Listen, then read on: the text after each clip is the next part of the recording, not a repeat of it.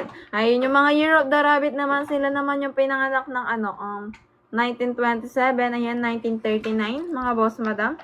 1951, 1963, 1925, 1987, mga boss madam. 1999, 2011, and 2023, mga boss madam.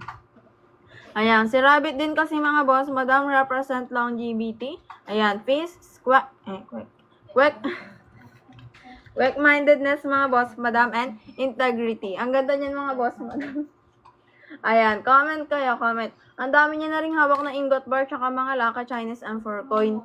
Ibig sabihin lang yan, mga boss madam ko, is for money catcher na siya. Ayan, for money magnet and vault activator. Yan, mga boss madam. Comment down, check out tayo.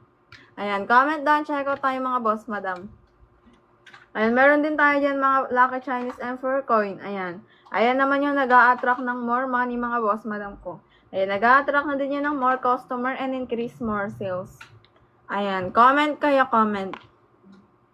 Ayan, power top tayo sa screen, mga boss madam, para makareceive tayo ng pa-voucher and coupon. Ayan, ang ganda nito ni Rabbit. Wala bang Year of the Rabbit dyan sa mga nanonood?